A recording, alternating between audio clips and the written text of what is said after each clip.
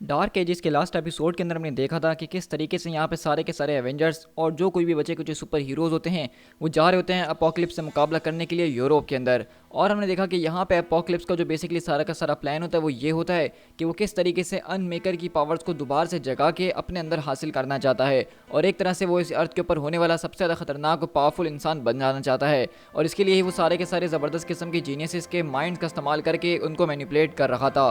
तो अब आगे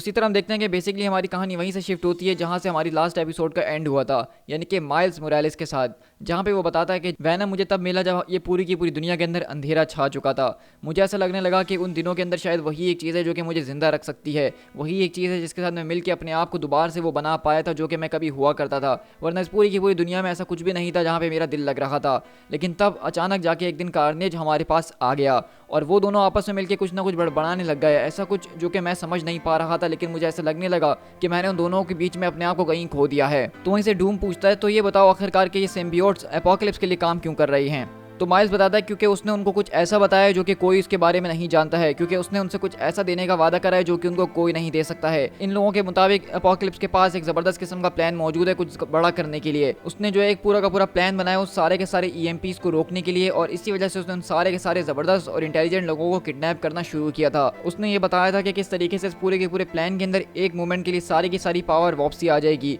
और उसने एपोकलिप्स से वादा करा है कि वो उनको एक जहाज प्रोवाइड करेगा जिसके जरिए वो इस प्लेनेट को हमेशा के लिए स्केप करके जा सकते हैं और उनको इस अंधेरी दुनिया में रहने की अब कोई ज़रूरत नहीं पड़ने वाली है, क्योंकि उसके फ़ौरन बाद ये पूरी की पूरी दुनिया को जो है एपोकलिप्स डिस्ट्रॉय करने वाला है। और इसी तरह हम लोग यहाँ से एपोकलिप्स के सारे लोगों के पास शिफ्ट होते हैं जहाँ पे डॉक्टर ऑटो एक्टिवियस बोलते हैं कि आखिरकार तुमने इसके बारे में सोचा कैसे स्टार्क? टोनी बोलता है कि जब से ये सारी की सारी बिजली गई है मैं सिर्फ इसी के बारे में सोच रहा हूँ। मैंने सालों तक अल्केमी के ऊपर जो एक्सपेरिमेंट्स करें सिर्फ इसीलिए ताकि मैं इस बात का पता लगा सकूं कि आखिरकार इस पल्स को रोकने के लिए ऐसा कौन सा मेटल है जो कि काम आ सकता है, लेकिन मेरे पास वो सारे के सारे मीन्स मौजूद नहीं थे जिसके जरिए मैं इस पूरे के पूरे काम को बड़े लेवल के ऊपर कर पाता।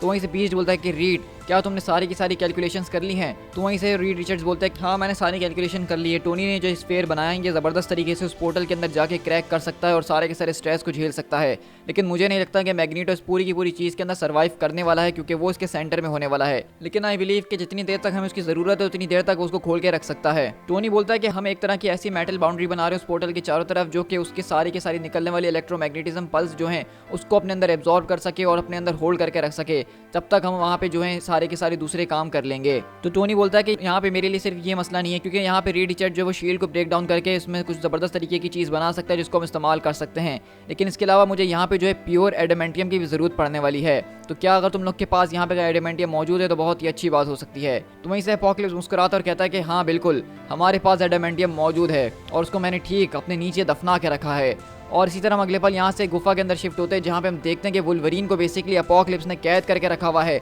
और एक बिल्कुल काली गुफा के अंदर उसको कैद करके रखा हुआ है। और हम देखते हैं कि लोगन यहाँ पे पता नहीं कितने सालों से कैद है और उसकी हालत काफ़ी ज़्यादा बुरी हो रखी है। और अगले पल वो बोलता है,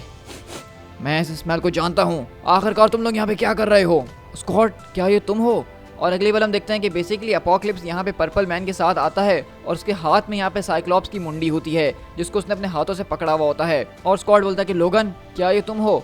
लेकिन हम देखते हैं कि वहीं से अगले पल वहाँ से पर्पल मैन उसके ग्लासेस को हटा देता है और वहीं से स्कॉट बोलता है कि लोगन ये लोग मुझसे ये कुछ करवा रहे हैं, मैं इसको रोक नहीं पाऊंगा, प्लीज़ तुम्हें इन सबको रोकना होगा, तुम्हें इसको रोकना ही होगा, तुम्हें मुझे रोकना होगा। लेकिन अगले पल पर्पल मैन बोलता है अपनी आंखें खोलो स्कॉट। लेकिन इसी तरह हम देखते हैं कि लोगन वहीं से अपने क्लॉज निकालता और सीधा उछलते हुए साइक्लॉप की तरफ आ रहा होता है। लेकिन जैसे ही हम देखते हैं कि लोगन वहाँ पे पहुँचने ही वाला होता है अगले पल पर्पल मैन उसको बोलता है कि डू इट। और इसी तरह हम देखते हैं कि वहाँ पे साइक्लॉप अपनी पूरी की पूरी आंखें खोल देता है, उसके ठीक सामने यहाँ पे वुल्वरीन मौजूद होता है। और इसी तरह यहाँ पे साइक्लॉप की ज़बरदस्त किस्म की ऑप्टिक ब्लास्ट के आगे वुल्वरीन की पूरी बॉडी जो है वो इंसिंटीग्रेट हो जाती है और उसके बॉडी का सिर्फ एडामेंटियम वहाँ पे बचता है। और इसी तरह हम देखते हैं कि वहाँ पे एपोकलिप्स वुल्वरीन की पूरे स्केलेटन को लाके यहाँ के टोनी स्टार्क के सामने पेश करता और कहता है, ये रहा तुम्हारा एडामेंटियम जिसकी तुम्हें ज़रूरत थी, तो बताओ क्या हमें कितनी देर लगने वाली है? तो टोनी बोलता है कि रीड रिचर्ड को जितनी देर लगेगी इस पूरे के पूरे मॉलिक्यूलर डीकंस्ट्रक्टर को तैयार करने में, मैं उतनी ही जल्दी फ़ौरन यहाँ पे सारी की सारी तैयारी करना शुरू कर दूंगा। तो एपोकलिप्स बोलता है कि चलो उसकी फ़ौरन से शुरुआत की जाए।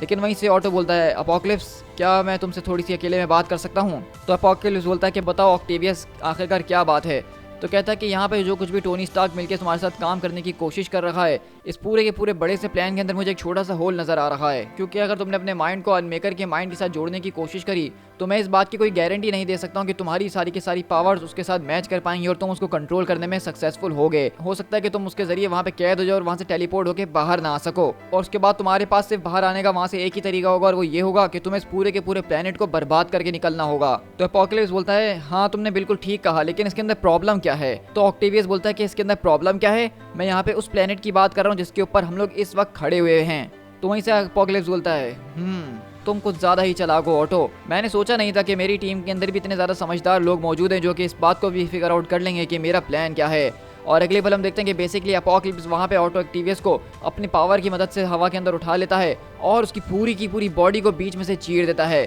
तो यानी कि यहाँ पे जो अपोकलिप्स का प्लान है वो ये है कुछ इस तरीके से कि वो यहाँ पे अनमेकर की पावर्स को हासिल करेगा, लेकिन अगर उसके अंदर थोड़ी सी भी ऊंच नीच होती है तो ये पूरा का पूरा प्लेनेट भी डिस्ट्रॉय हो सकता है, और अपोकलिप्स वो करने के लिए भी तैयार है। और इसीलिए उसने यहाँ पे डॉक्टर ऑटो एक्टिवियस जो कि उसका साथ ही था उस तक को मार दिया है। और इसी तरह हम देखते हैं कि बेसिकली हमें यहाँ पे पीटर पार्कर बता रहा होता है कि किस तरीके से वो लोग यूरोप का जो है एक लंबा चौड़ा चक्कर लगा के पेरिस तक पहुंच चुके हैं, लेकिन अब उनके पास सिर्फ एक ही घंटा मौजूद है, वरना एक घंटे के बाद अपोकलिप्स वो कर दिखाएगा जिसके जरिए उसके नाम का मतलब साबित हो जाएगा। एक घंटे के बाद कुछ ऐसा हो जाएगा जो कि हमने ये पूरा का पूरा पैराडाइज बनाया है वो एक जहन्नुम में बदल सकता है। फॉर्चुनेटली हमारे पूरे की पूरे बस के अंदर कुछ ज्यादा ही समझदार लोग बैठे हुए थे जो कि काफी अनलाइकली पेयर थे, लेकिन उन लोगों का दिमाग आपस में जब चल रहा था तो वो कुछ ज्यादा ही जबरदस्त तरीके से सोच रहा था। और हम देखते हैं कि यहाँ पे बेसिकली डैनी यानी कि मून गर्ल जो होती है और विक्टर वॉन डूम जो है वो बेसिकली जबरदस्त तरीके से अपनी प्लानिंग्स वगैरह कर रहे होते हैं कि किस तरीके से वो लोग इस सबको रोक सकते हैं। लेकिन इसी तरह हम देखते हैं कि यहाँ पे डेविल डायनासोर जो है वो लोग उसको यहीं पे छोड़ के जाते हैं ताकि वो यहाँ पे मे पार्कर और डेनियाला केज यानी कि लूक केज की बेटी उन दोनों को यहाँ पे छोड़ के जा सकें और वो लोग उनके पर नजर रखें।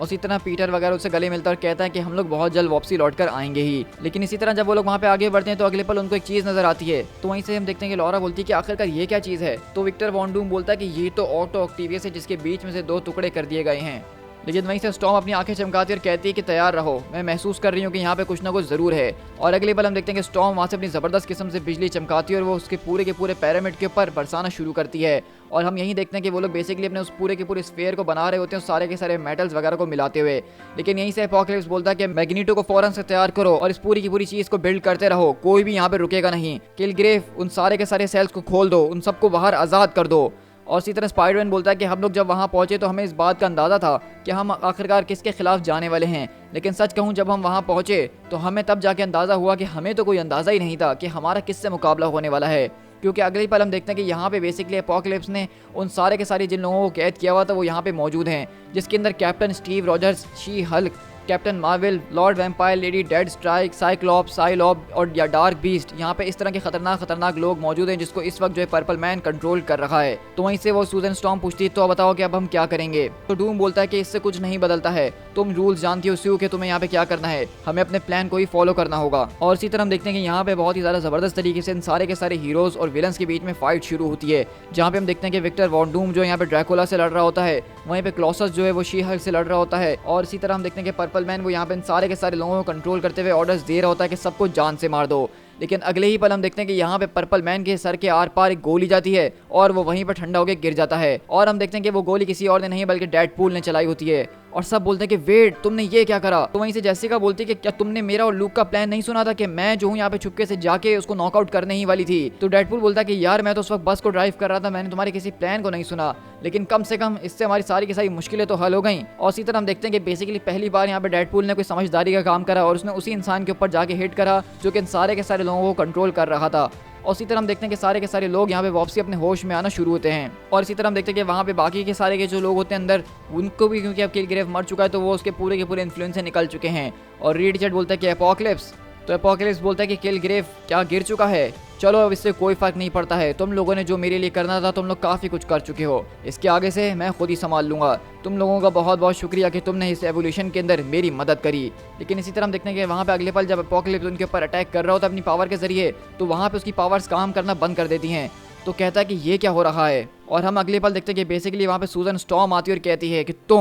तुमने मेरे हस्बैंड और मेरे बेटे को किडनैप करा, तुमने जो है जॉनी को मरवाया। लेकिन वहीं से अपोकलिप्स बोलता है कि आखिरकार ये हो क्या रहा है, मैं अपनी पावर्स को फील नहीं कर पा रहा हूँ, मैं उस तक पहुँच नहीं पा रहा हूँ। और अब देखते हैं कि सुजन स्टॉर्म यहाँ पे सारे के सारे हीरोज के साथ अपनी एंट्री मारती और कहती है वो तुम इसीलिए फील नहीं कर पा रहे हो क्योंकि इस छोटी सी फोर्स फील्ड के जरिए मैंने तुम्हारी सारी की सारी पावर्स को कैद कर लिया है और अब तुम मेरी मर्जी के बगैर उसको इस्तेमाल नहीं कर सकते हो। और अगली बार हम देखते हैं कि वहीं पे नाइट क्रॉलर टेलीपोर्ट होता है और सीधा एपोकलिप्स के आर्मर को उससे छुड़ाता है और एक तरह से उसको बिल्कुल जो इनवॉल्नरेबल कर देता है। और इसी तरह हमें पीटर पार्कर बताता है कि मून गर्ल और डॉक्टर डूम का जो प्लान था वो बहुत ज़्यादा शानदार किस्म का था, जो कि उस वक्त किसी को भी समझ में नहीं आ रहा था, लेकिन अब जब वो एक्शन में आया तो तब जाके हमें समझ में आया कि वाकई में डूम एक बहुत ही बड़ा जीनियस है। और इसी तरह हम देखते हैं कि डूम बेसिकली यहाँ पे वैम्पायर को बोलता है कि जाओ अब तुम्हारी बारी है। और इसी तरह हम देखते हैं कि वहाँ पे वैम्पायर जाता है सीधा और एपोकलिप्स के गर्दन के ऊपर जाके उसको काट लेता है। और वहीं से वो कहता है कि डूम ने मुझे बताया कि तुम आखिरकार किन चीज़ों के बारे में प्लान कर रहे हो इंसाबानूर, तुमने मुझे धोखा देने के बारे में सोचा भी कैसे? मैं तुम में से एक था, मैं तुम्हारा साथ दे रहा था, लेकिन इसके लिए अब मैं तुम्हें कभी ज़िंदगी भर माफ़ नहीं करूँगा। और इसी तरह पीटर बताता है कि आखिरकार तुम एक ऐसे आदमी को कैसे मारोगे जो कि इनडिस्ट्रक्टिबल है, जिसके ऊपर किसी भी चीज़ का कोई असर नहीं होता है। तो इस तरह के आदमी को मारने के लिए तुम उसको मैनिपुलेट करोगे कि वो एक डिस्ट्रक्टिबल इंसान बन जाए और इसलिए तुम उसको वैम्पायर के अंदर बदल दो। और इसी तरह हम देखते हैं कि यहाँ पे बेसिकली वैम्पायर के काटने से अब एपोकलिप्स भी जो वो वैम्पायर बन चुका है। लेकिन इसी तरह पीटर बताता है कि ठीक इसी वक्त का तो इंतजार कर रहा था हमारा एक साथी यानी कि ब्लेड। और अगले पल हम देखते हैं कि बेसिकली ब्लेड यहाँ पे आता है और एपोकलिप्स के साथ साथ यहाँ पे वैम्पायर के वो दोनों के सीनों के एक साथ अपनी तलवार को आर पार करके दोनों का काम तमाम करता है और अगले पल वो दोनों की गर्दन उड़ाता है अपनी एक ही तलवार के ब्लो से और दोनों का ही काम तमाम कर देता है। और इसी तरह हम देखते हैं कि वहाँ पे जैसे इन दोनों की मुंडी जमीन पे गिरती है, क्योंकि अब एपोकलिप्स भी वो वैम्पायर बन चुका था तो वो भी इंसिंटीग्रेट होकर डस्ट के अंदर बदल जाता है और कहता है कि फॉरएवर एक बहुत ही लंबी कहानी होती है जो कि तुम कभी फेस नहीं करने वाले हो। और इसी तरह हम देखते हैं कि वहाँ पे सारे के सारे हीरोज एक दूसरे से मिलना शुरू करते हैं, एक तरह की रीयूनियन होना शुरू होती है। और वहीं से बीस्ट बोलता है कि नाइट क्रॉलर मैग्नीटो को फौरन वहाँ से बाहर निकालो और इसी तरह नाइट क्रॉलर वहाँ पे मैग्नीटो को टेलीपोर्ट करता हुआ बाहर निकालता है और स्कॉट बोलता है कि इट्स ओके एरिक, सब कुछ खत्म हो चुका है। और वहीं से मैग्नीटो की काफ़ी बुरी हालत हो चुकी है और वो कहता है कि हाँ वो सच में अब जा चुका है। और इसी तरह हम देखते हैं कि बेसिकली यहाँ से सारे के सारे हीरोज पूरे के पूरे यूरोप को साफ करते हुए यानी कि एपोकलिप्स को ख़त्म करते हुए जो कि इनके लिए सबसे बड़ा खतरा था, अब वहाँ से आगे बढ़ते हैं और एक तरह से ये इनके लिए जीत का एक नया जश्न है। लेकिन अब इसके बाद आगे क्या होने वाला है इसके बारे में किसी को कुछ नहीं पता। दी एंड। सो गाइज यहाँ पे आज हमारी जो है बेसिकली डार्क एजेस की पूरी लिमिटेड सीरीज का एंड होता है। अब ये पूरी की पूरी सीरीज जो है एक ऑल्टरनेट यूनिवर्स के अंदर थी जहाँ पे हमें दिखाई जा रहा था कि किस तरीके से एक खतरनाक किस्म की बीइंग अनमेकर जो है जो कि इस अर्थ के बीचों बीच थी, उससे लड़ने के लिए जब सुपर हीरोज जाते हैं तो वहाँ पे डॉक्टर स्ट्रेंज के मर जाने के बाद एक पोर्टल खुला रह जाता है जिसके अंदर से एक ऐसी इलेक्ट्रोमैग्नेटिक पल्स निकल रही होती है जिसकी वजह से इस अर्थ के ऊपर से सारी इलेक्ट्रिसिटी का नामो निशान मिट जाता है और दुनिया जो है वो डार्क एजेस के अंदर चले जाती है जहाँ पे एपोकलिप्स उसको रूल करना शुरू कर देता है। तो मैं सच कहूँ तो ये पूरी की पूरी स्टोरी जिस तरीके से शुरू की गई थी, ये अनमेकर वाली कहानी, लिविंग ट्राइब्यूनल ने उसको कैद किया था, यानी कि इसके स्टेक्स बहुत ही ज़्यादा बड़ी लग रही थी और मैं काफ़ी ज़्यादा एक्साइटेड था। लेकिन इसकी जो एंडिंग है मैं सच कहूँ तो मुझे बिल्कुल भी पसंद नहीं आई है। यहाँ पे उन्होंने एपोकलिप्स को मेन विलन बना दिया जबकि उनके पास एक विलन मौजूद था जो कि अनमेकर था, जिसके बारे में हम कुछ नहीं जानते थे, उसको वो और अच्छे तरीके से इस्तेमाल कर सकते थे। लेकिन उन्होंने यहाँ पे इस कॉमिक के अंदर इस अपॉर्चुनिटी को वेस्ट कर दिया, या फिर ऐसा कहूँ कि उन्होंने शायद इसके सीक्वल के लिए इसको बचा के रखा हुआ है, क्योंकि यहाँ पे जो स्टोरी के राइटर हैं बेसिकली टॉम टाइलर,